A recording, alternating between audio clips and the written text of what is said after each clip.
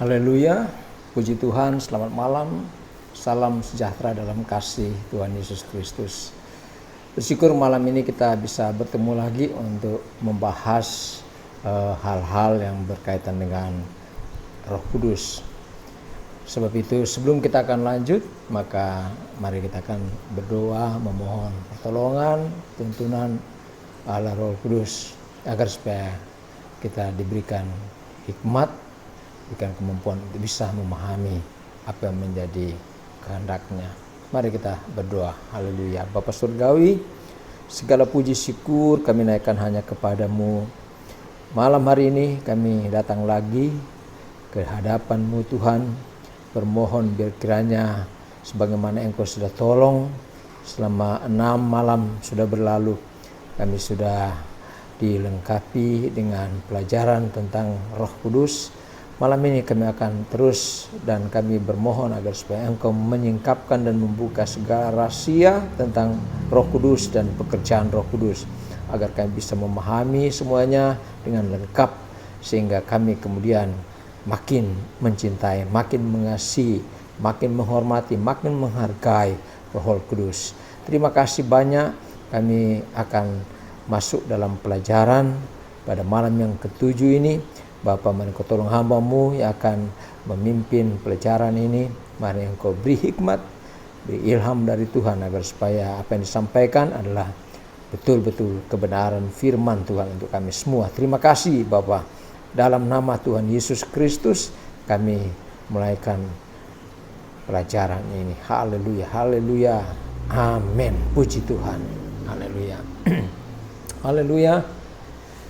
Malam hari ini kita bersyukur setelah 6 malam berturut-turut kita bisa mengikuti pelajaran, dan tentu saja kita juga sudah berdoa dan sudah meminta dari Tuhan Yesus agar supaya kita bisa dibaptis, dipenuhkan oleh Roh Kudus.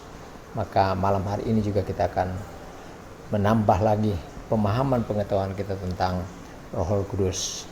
Saudara yang kekasih dalam Tuhan, pada pelajaran yang lalu kita sudah belajar tentang arti pentingnya kita mengetahui mengenal Roh Kudus, dan arti pentingnya kita dibaptis dan dipenuhkan oleh Roh Kudus, ya.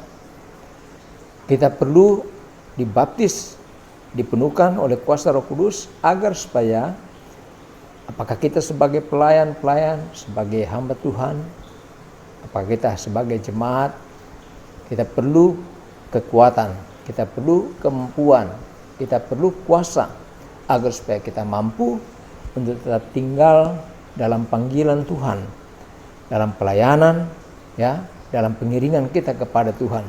Karena kita percaya bahwa kekuatan kita terbatas, dan hanya Roh Kudus saja memberikan kita kemampuan untuk mengatasi semua pergumulan, semua tantangan, cobaan yang kita hadapi ke depan. Puji Tuhan. Saudaraku yang kasih dalam Tuhan, Roh Kudus, ya, baru datang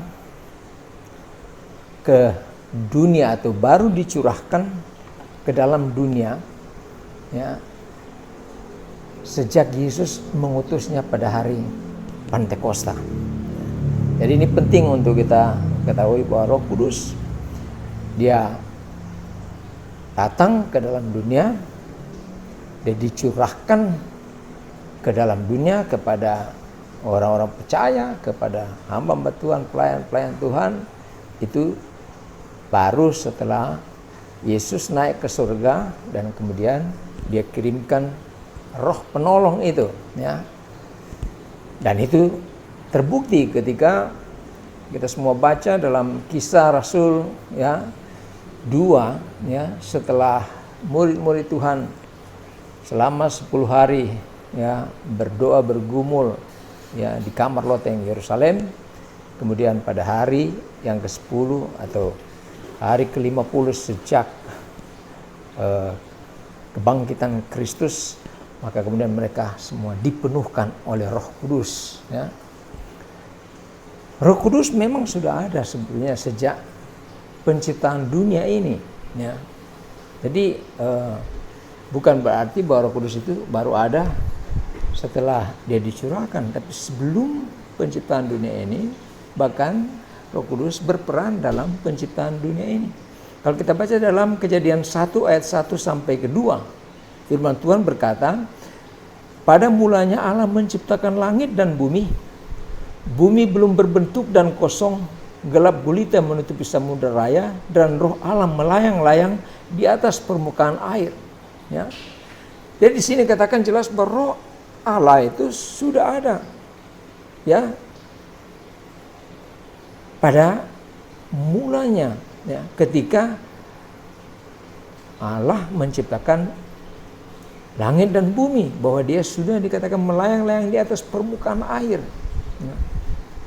Kalau kita selidiki kata Allah, ya, pada konteks penciptaan langit dan bumi ini, itu dipakai atau menggunakan bahasa Ibrani, Elohim, ya. Elohim, ya.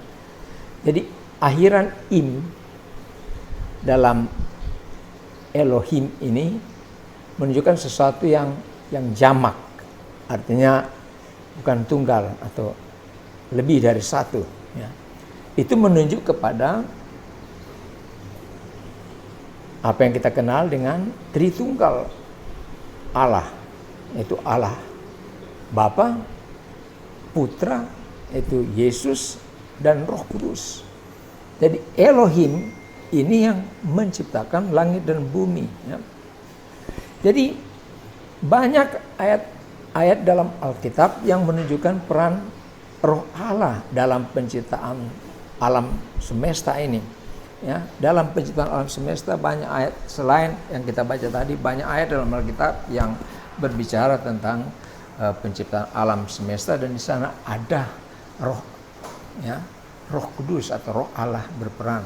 Kalau kita baca dalam Mazmur 104 ayat 30 sampai 32, Mazmur 104 ayat 30 sampai 32, firman Tuhan berkata, apabila engkau mengirim rohmu, mereka tercipta, dan engkau membaharui muka bumi. Biarlah kemuliaan Tuhan tetap untuk selama-lamanya, biarlah Tuhan bersukacita karena perbuatannya. Dia yang memandang bumi sehingga bergetar, yang menyentuh gunung sehingga berasap. Jadi sini jelas bahwa apabila engkau mengirim rohmu, mereka tercipta. Ya, jadi yang tercipta di sini adalah langit, bumi, serta semua yang ada di dalam bumi ini. Ya. Saudara, ku yang kasih dalam Tuhan. Kemudian juga dalam Mazmur 33:6, Mazmur 33:6 firman Tuhan berkata, oleh firman Tuhan langit telah dijadikan, oleh nafas dari mulutnya segala tentaranya. Ya.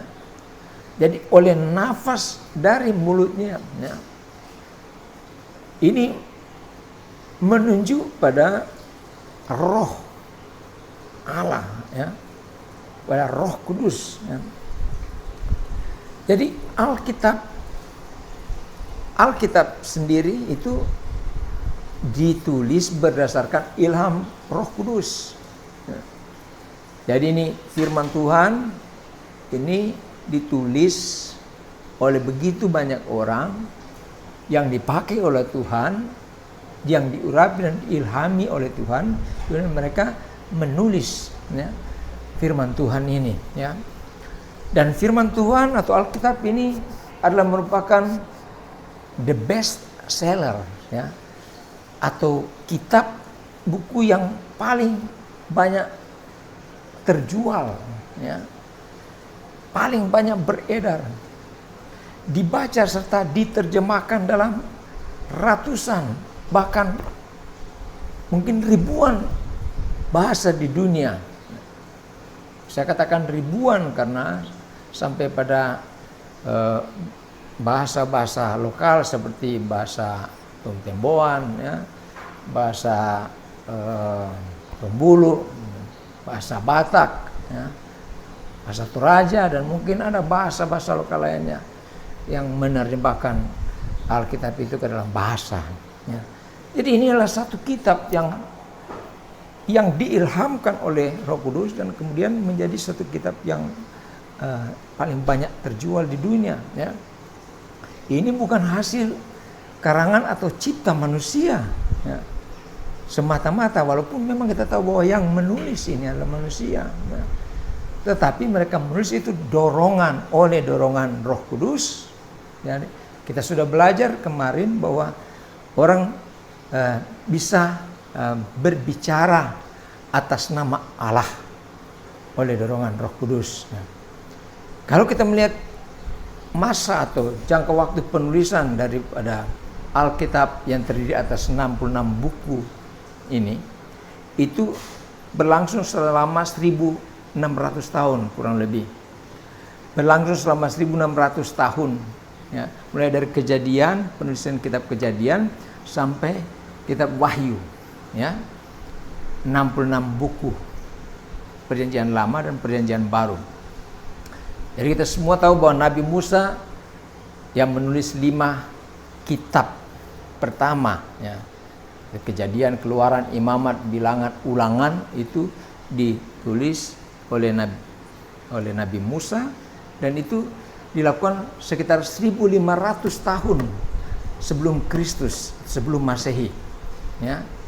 Kemudian kitab Wahyu ditulis oleh Yohanes, ya, sekitar tahun 96 sampai tahun 98 Masehi, ya, sesudah Kristus. Jadi kalau 1500 tahun sebelum Kristus ditambah 98 tahun sudah Kristus, maka itu kurang lebih 1598. Katakanlah sekarang kita sudah 2020, berarti ya sudah lebih dari 1000. Maksudnya pada waktu itu bahwa sampai di tahun 98, ya, Masehi, itu berarti sudah sekitar kurang lebih 1600 tahun. Ya. Jadi saudaraku yang kasih dalam Tuhan, bahwa kitab ini, firman Tuhan ini ditulis oleh, saya katakan tadi, banyak penulis. Ada di situ nabi-nabi, ya, ya. Ada Yesaya, Yeremia, ya, dan seterusnya. Ada raja-raja yang menulisnya, Raja Daud, Raja Salomo, ya, itu mereka juga memberikan sumbangsi dalam penulisan. Dan para rasul, ya, ada Paulus, ada Petrus, ya, Matius, Markus, dan seterusnya. Jadi banyak sekali, ya, selama kurun waktu kurang lebih 1600 tahun, ya, Alkitab ini ditulis oleh begitu banyak orang. Hebatnya bahwa tulisannya saling berkaitan, saling mengkonfirmasi, ya, apa yang dinubuatkan sekian ribu tahun yang lalu itu bisa menjadi kenyataan, diwujudkan pada 1000 tahun lebih kemudian, ya. Termasuk apa yang kita tahu dengan nubuatan tentang kelahiran Kristus, itu sudah dilakukan jauh sebelum itu menjadi kenyataan. Saudaraku yang kasih dalam Tuhan, dan kemudian mereka tulisan saling konsisten satu dengan lainnya. Di dalam 2 Timotius 3:16 dikatakan, segala tulisan yang diilhamkan Allah memang bermanfaat untuk mengajar, untuk menyatakan kesalahan, untuk memperbaiki kelakuan, dan untuk mendidik orang dalam kebenaran. Segala tulisan diilhamkan Allah. Jadi semua yang ada dalam firman Tuhan di dalam Alkitab itu, meskipun itu ditulis oleh orang-orang, oleh, saya katakan tadi, ada nabi, ada raja, ada rasul, ya, itu adalah ilhaman atas ilhaman Roh Kudus, ya. Dalam bahasa Yunani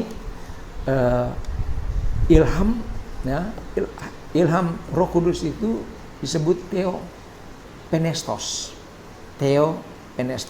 ya.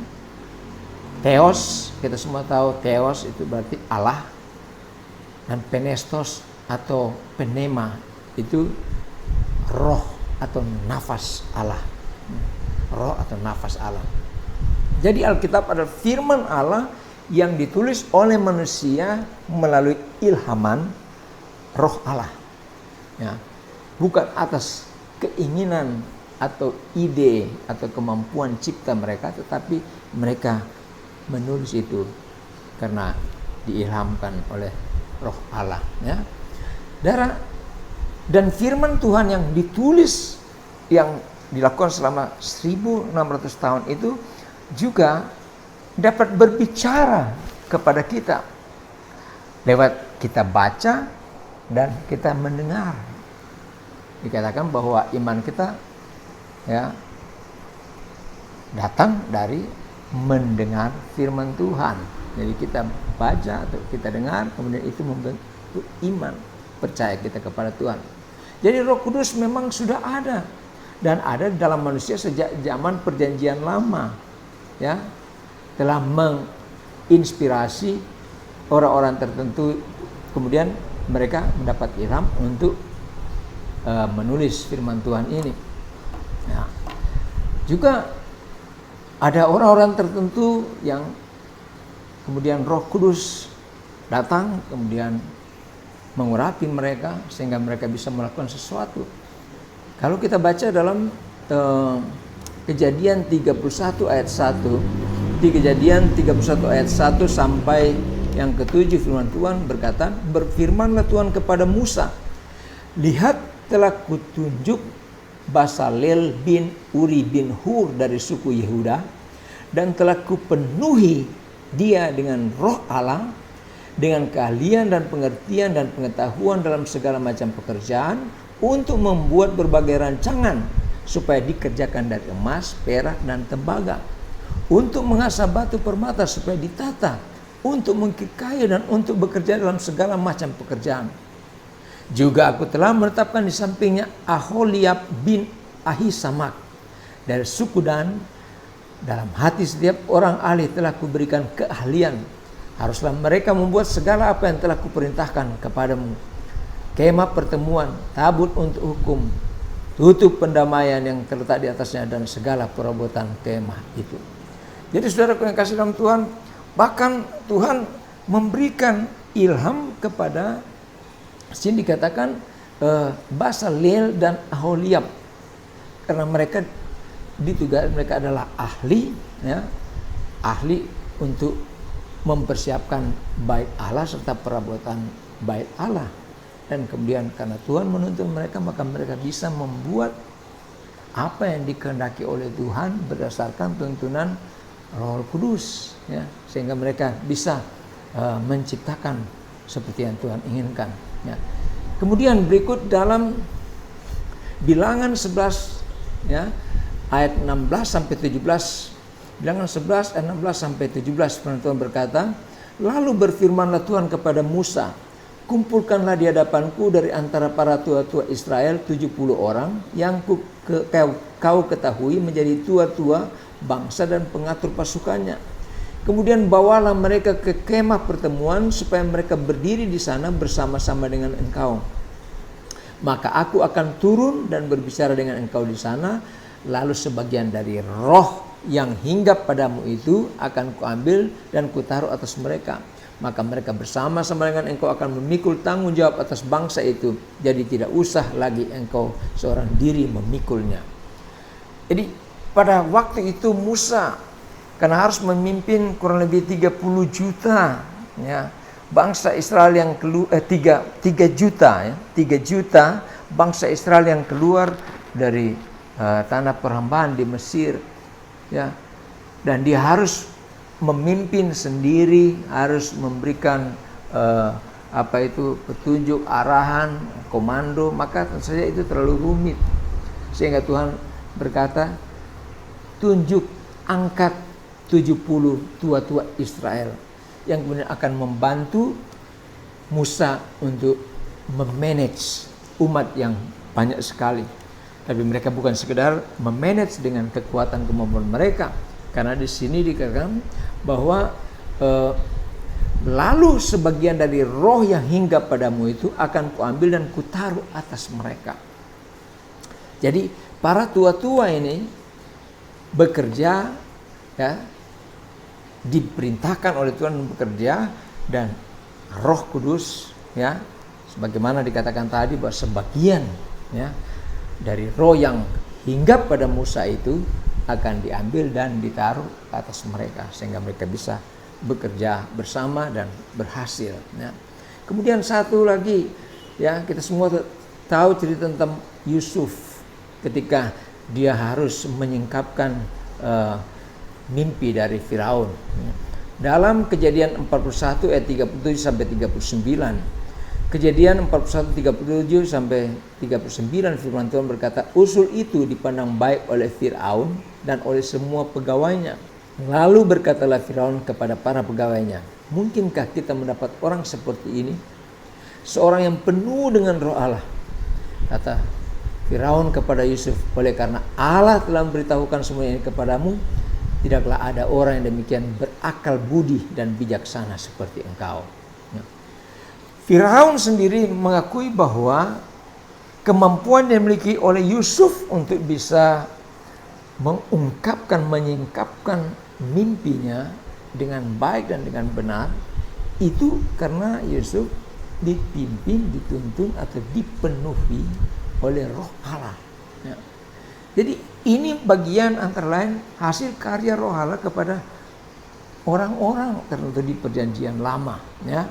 Saudaraku, jadi jelas bagi kita semua bahwa di perjanjian lama sudah ada orang-orang yang dipenuhkan atau dipenuhi oleh roh Allah. Tetapi kita harus tahu bahwa kepenuhan roh Allah di zaman perjanjian lama bukan seperti yang di perjanjian baru, ya. Jadi beda, ya. Dalam Yohanes 7 ayat 37 sampai 39 firman Tuhan berkata, dan pada hari terakhir, yaitu pada puncak perayaan itu, Yesus berdiri dan berseru, barang siapa haus, baiklah ia datang kepadaku dan minum. Barang siapa percaya kepadaku, seperti yang dikatakan oleh kitab suci, dari dalam hatinya akan mengalir aliran-aliran air hidup. Yang maksudkannya ialah roh yang akan diterima oleh mereka yang percaya kepadanya. Sebab roh itu belum datang karena Yesus belum dimuliakan.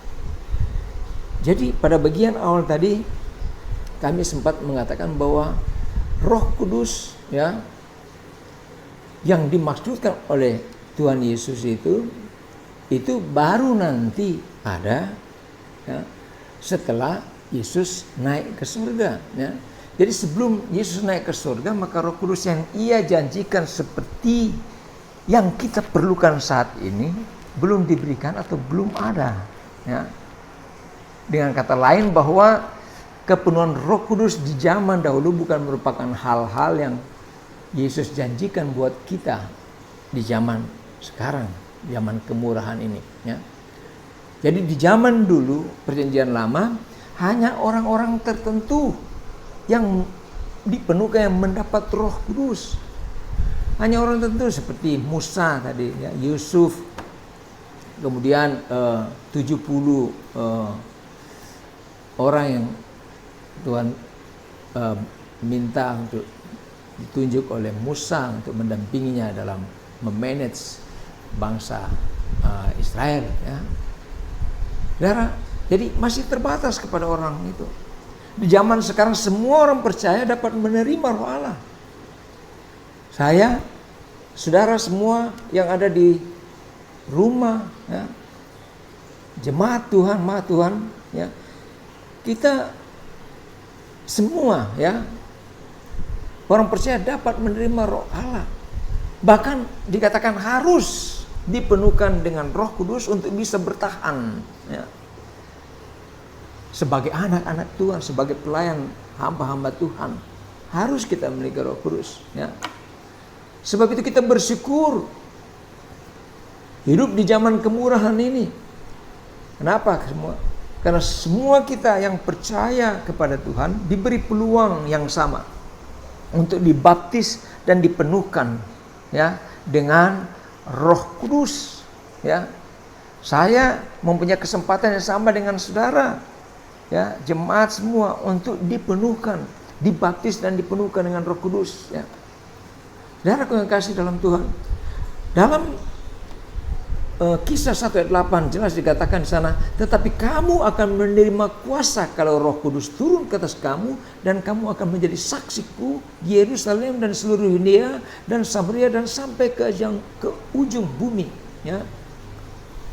Saudara, oleh sebab itu semua, waktu Yesus mencurahkan Roh Kudus, maka Roh Kudus yang dicurahkan, ya, yang dikirim oleh Yesus itu bisa dinikmati oleh kita semua, ya. Oleh sebab itu mari kita buka hati, ya, dan minta Roh Kudus menguasai kehidupan kita, ya. Jangan pasif, ya. Apalagi kalau kita menganggap bahwa kita tidak perlu Roh Kudus, maka itu fatal. Saya percaya bahwa itu upaya iblis yang selalu membisikkan kepada kita bahwa kita kuat, kita hebat, tanpa Roh Kudus kita bisa bertahan, ya. Dengan iman kita minta dan terima pembaptisan Roh Kudus dari Tuhan Yesus. Dia adalah pembaptis Roh Kudus, ya. Jadi jangan lewatkan momen, ya. Berdoalah, mintalah dengan sungguh-sungguh kepada Yesus, ya. Harus ada usaha dari kita membuka hati kita. Roh Kudus adalah oknum, dan dia tidak akan memaksakan dirinya untuk masuk di hati yang tertutup, ya. Sampai kemudian kita bisa berkata seperti Rasul Paulus, ya, segala perkara dapat kutanggung di dalam Dia memberikan kekuatan kepadaku. Kalau Roh Kudus ada dengan kita, maka saya percaya Roh Kudus akan mampukan kita untuk menghadapi semua pergumulan persoalan yang kita hadapi, termasuk dalam menghadapi ancaman dari COVID-19 yang sementara sekarang menteror dunia. Kita bisa berkata segala perkara dapat kutanggung dalam Dia. Apapun yang terjadi, ya, situasi yang terburuk sekalipun bisa terjadi, tetapi ada Roh Kudus yang menolong, memberi kekuatan kepada kita, sehingga kita tetap bertahan, tetap percaya, iman kita tetap kuat, meskipun kita ada di lembah bayang maut sekalipun. Puji Tuhan, Tuhan berkati kita semua, dan biar firman Tuhan ini akan tetap tinggal dalam hati kita. Mari, saudaraku yang kasih dalam Tuhan, kita berdoa buat firman Tuhan yang sudah kita dengar lewat pelajaran pada malam ini. Haleluya. Bapa Surgawi, terima kasih. Kami sudah kembali Engkau lawati dengan firman-Mu. Kami percaya bahwa Roh Kudus yang Kau curahkan itu ada untuk kami semua. Ya, semua kami mendapat peluang, kesempatan yang sama untuk bisa menerima kuasa. Ya, baru kemudian kami bisa melakukan tugas-tugas kami. Sebagai pelayan-Mu, sebagai jemaat-Mu, kami bisa menjadi saksi bagi siapa saja, dan mereka bisa melihat Tuhan di dalam kami. Terima kasih, berkatilah firman Tuhan ini, berkati hamba-Mu yang sudah menjelaskan, menyampaikan firman-Mu ini. Biar nama Tuhan dipermuliakan selalu, dan nama Tuhan ditinggikan senantiasa. Terima kasih, kami sudah berdoa dan mengucap syukur dan menerima firman-Mu dalam nama Tuhan Yesus Kristus. Haleluya. Semua yang percaya berkata amin. Haleluya. Puji Tuhan. Selamat malam. Terima kasih, dan sampai bertemu lagi pada pelajaran berikutnya. Haleluya. Haleluya.